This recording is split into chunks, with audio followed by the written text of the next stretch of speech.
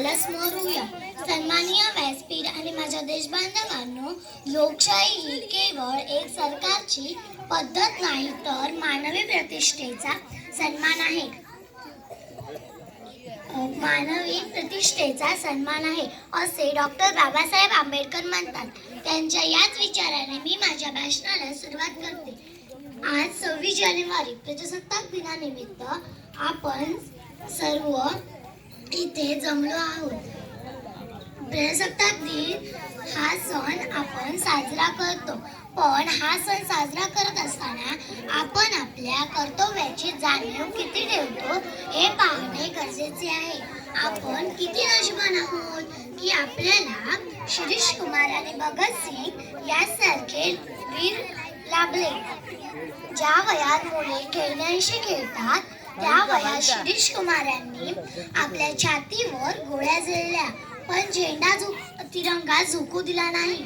भगतसिंगांनी वयाच्या 23व्या वर्षी हसत हसत फासावर चढून आपल्याला स्वातंत्र्याची भव्य नौका सोपवली.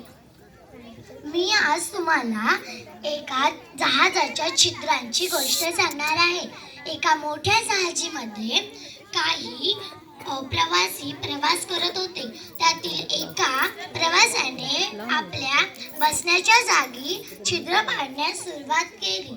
लोकांनी विचारलं, अरे तू हे सर्व काय करतोस?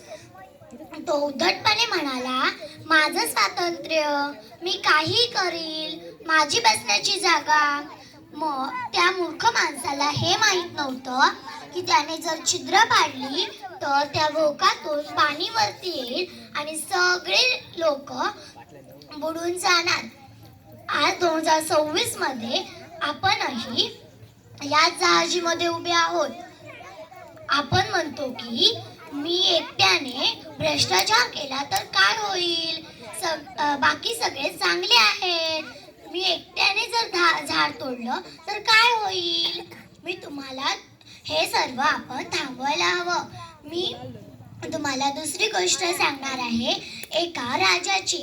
एकदा एका राजाने सगळ्या गावकऱ्यांना सांगितलं, तुम्ही या हौदात शुद्ध दूध भरायचं.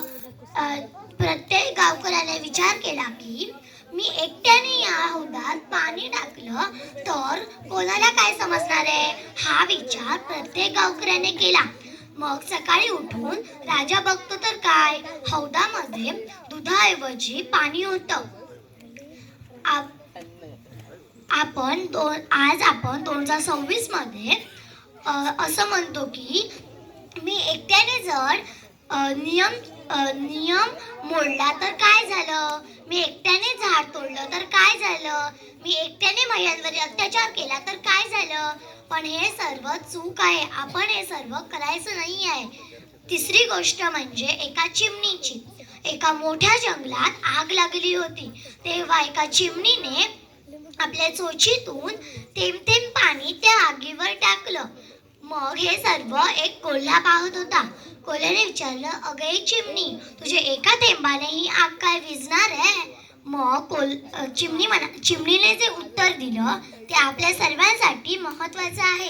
चिमणी म्हणाली, माझ्या एका थेंबाने ही आग विझणार नाही आहे, पण जेव्हा या जंगलाचा इतिहास लिहिला जाईल तेव्हा माझं नाव आग लावणाऱ्यांमध्ये किंवा आग तमाशा बघणाऱ्यांमध्ये नसेल, तर माझे नाव आग विझवणाऱ्यांमध्ये असेल.